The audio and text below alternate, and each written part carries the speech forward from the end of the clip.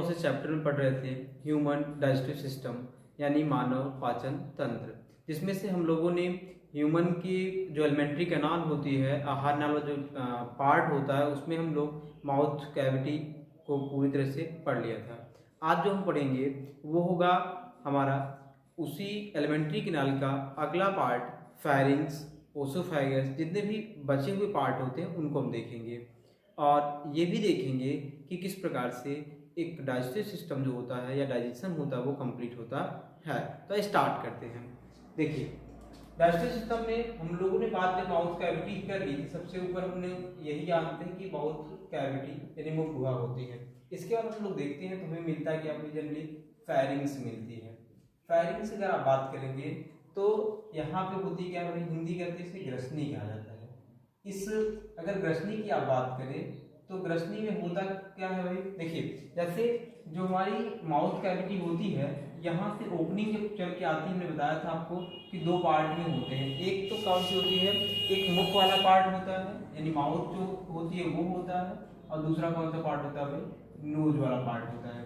तो यहाँ पे ये दोनों अलग अलग नलिकाओं के द्वारा खुलते हैं।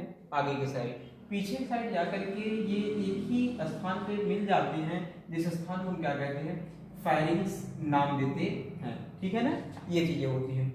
तो फेरिंग्स होती जनरली आप थोड़ा जान लेंगे, ये भी तीन प्रकार की होती है। तीनों के नाम क्या क्या होते हैं, अभी आपके सिलेबस के अकॉर्डिंग देखा जाए तो इतना ही काफी होता है। तीनों के नाम क्या है भाई, ओरोफेरिंग्स। ओरोफेरिंग्स मतलब कहाँ से आएगी, ये जो आपकी मुख गुहा होती है उसकी बात कर रहा है, यानी मुख गुहा जो ये नली देखे ना, इस नली से जो आएगी उसे क्या कहेंगे, ओरोफेरिंग्स। फिर अगला क्या होता है भाई, अगला होता है नेजोफेरिंग्स। नेजोफेरिंग्स कहाँ से आएगी भाई, ये जो आपकी नाक वाला होता है, ये नोज वाला जो होता पार्ट, इसकी जो फेरिंग्स उसे नेजोफेरिंग्स कहेंगे। और इसी में देखेंगे कंठ वाली के स्थान से नली आती है, जिसे हम लैरिंगोफेरिंग्स के नाम से जानते हैं। तो एक प्रकार से अगर आप देखें तो ये जो फेरिंग्स होती है, ग्रसनी हमारी होती है, वो जंक्शन की भांति कार्य करती है। दैट मीन्स यहाँ पे कई नलिकाएं आकर के आपस में खुलती है।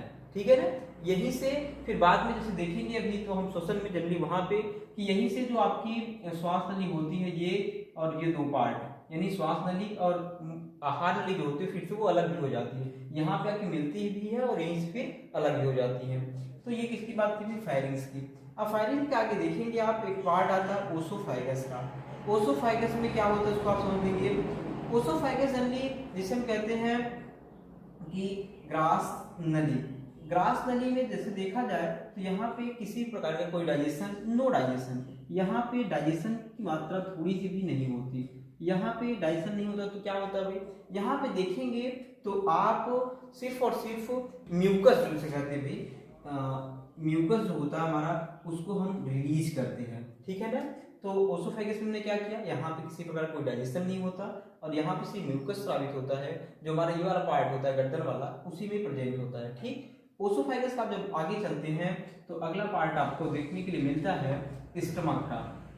स्टमक जो होती है भाई आमाशय से मिला जाता है हिंदी में। आमाशय में क्या होता है भाई, आमाशय में देखेंगे जो भोजन होता है वो 4 आवर्स तक ये प्रेजेंट होता है। ठीक है ना, और स्टमक में देखेंगे आप तो यहाँ से इसके 3 पार्ट होते हैं। कौन कौन से, कार्डियक, फंडिक और पाइलोरिक, ये 3 पार्ट जो होते हैं वो पाए जाते हैं। किसी किसी में 4 पार्ट भी लिखा गया है, लेकिन अभी आपके इतना ही है कि कार्डियक, फंडिक और पाइलोरिक जो होते हैं वो पार्ट पाए जाते हैं। और इसमें देखेंगे तो स्टमक के आगे जब वो पार्ट आपका चलेगा तो ये पहुंचता कहाँ पे है, ये पहुंचेगा स्मॉल इंटेस्टाइन के पास। कहाँ पे पहुंचेगा, स्मॉल इंटेस्टाइन के पास।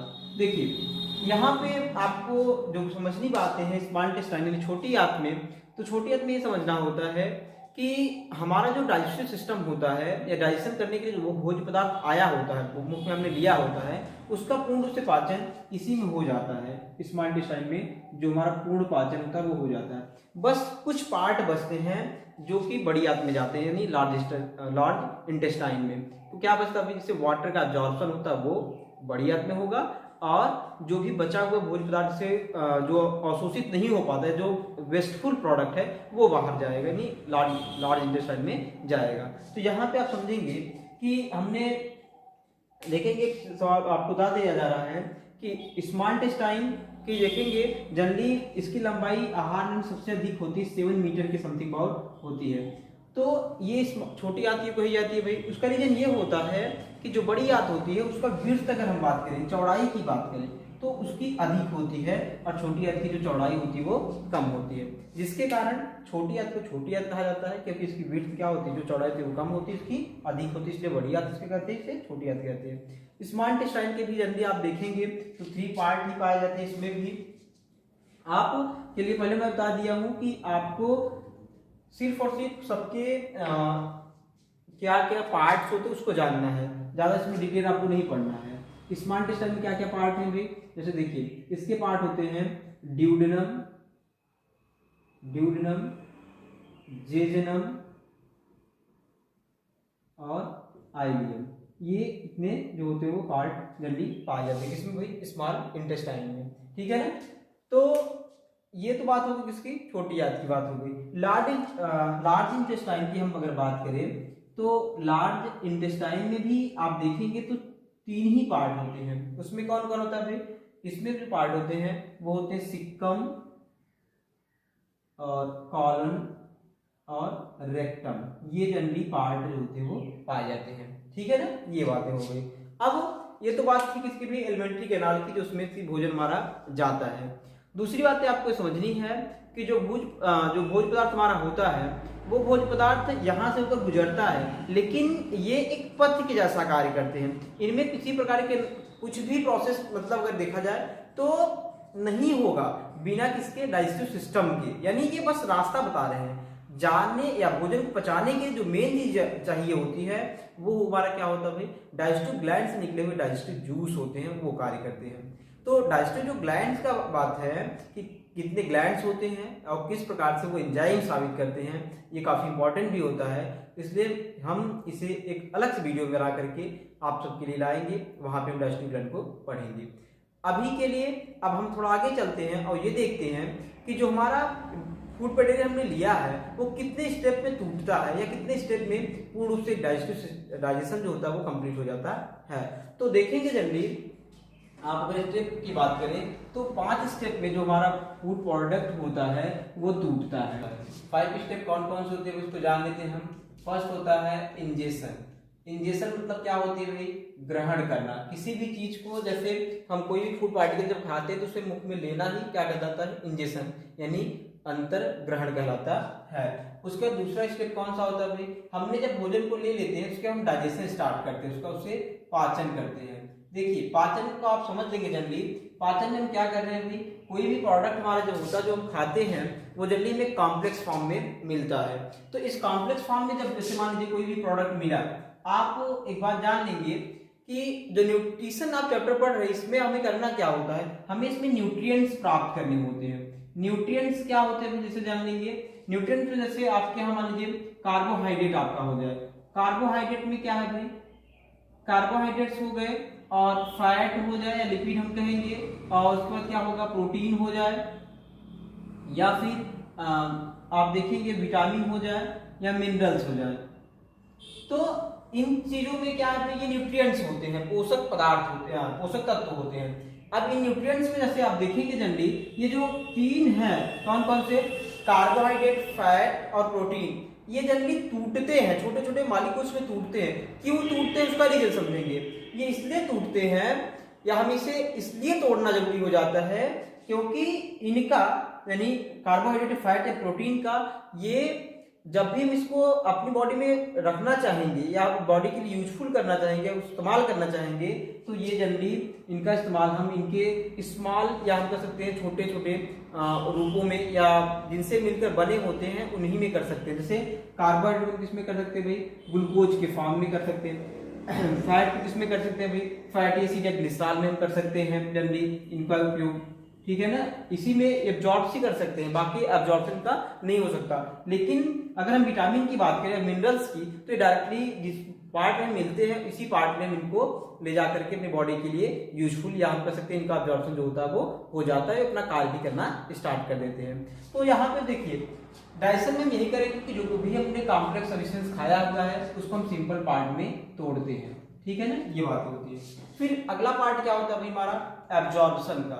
एब्जॉर्प्शन में आपको ये समझना है कि अवशोषण, अवशोषण क्या चीज होती है भाई। जैसे देखिए हमने अभी जो सिंपल प्रोडक्ट में बनाया, जैसे मान लीजिए हमने ग्लूकोज या फैटी एसिड या प्रोटीन फॉर्म की बात करें, अमीनो एसिड की, तो इसमें हम जो प्रोडक्ट अभी बना रहे हैं इस प्रोडक्ट को, इसी प्रोडक्ट का हमारी बॉडी के अंदर स्टोर होना या उसको संचित करना ही क्या कहलाता है, एब्जॉर्प्शन यानी अवशोषण कहलाता है। और अवशोषण होने के बाद अगला प्रोसेस जो होता है वो होता है एसिमिलेशन का। एसिमिलेशन, एसिमिलेशन में हम यानी इसको कहते हैं भाई जिसमें हम कोई भी फूड पार्टिकल जो हमने अवशोषित किया हुआ है उसको बॉडी के डिफरेंट पार्ट में, जो हमारी बॉडी होती है उसके डिफरेंट पार्ट मतलब जैसे हमने पाचन मान लीजिए जल्दी कहाँ करते हैं भाई, छोटियाँ या फिर हम स्टमक में पाचन जो होती है वो कंप्लीट हो जाती है, और हमें हर एक पार्ट में फूड मटेरियल पहुंचाना होता है, तो हम पहुंचाते किसके माध्यम से भाई, एसिमिलेशन के द्वारा ही पहुंचाया जाता है। उसके बाद अगली स्टेप जो आती है पांचवी सबसे लास्ट, वो ये होती है इंजेक्शन की। इंजेक्शन मतलब बहिक्षेपण। बहिक्षेपण क्या चीज होती है भाई, बहिक्षेपण मतलब कि जो भी हमने फूड पार्टिकल जो खाया होता है, इस पार्टिकल में कुछ ऐसे प्रोडक्ट बचते हैं हमारे जिन्हें हमारी बॉडी स्टोर करना या हम बॉडी के लिए हार्मफुल होते हैं और उन्हें बाहर करना होता है, तो हम उसे इंजेक्शन के माध्यम से, बहिक्षेपण के माध्यम से उसे बॉडी के बाहर थ्रो आउट कर देते हैं। ठीक है ना, ये चीजें होती हैं। तो हमने अभी तक जो डाइजेस्टिव सिस्टम में पढ़ा है वो ये कि एलिमेंट्री कैनाल कैसे होते हैं या एलिमेंट्री कैनाल में कौन कौन से पार्ट होते हैं। दूसरी बात है हमने ये भी देखा कि किसी भी एनिमल के अंदर जो डाइजेशन की प्रोसेस चलती है या न्यूट्रिशन की प्रोसेस चल रही है वो किस प्रकार से चलती है। हम इसमें जो अभी डाइजेस्टिव सिस्टम में एक टॉपिक बचा हुआ है वो ये डाइजेस्टिव ग्लैंड्स का, जिसमें हमने अभी बताया था कि हम उसे अगली वीडियो में अपलोड कर देंगे और आप वहां से पढ़ सकते हैं।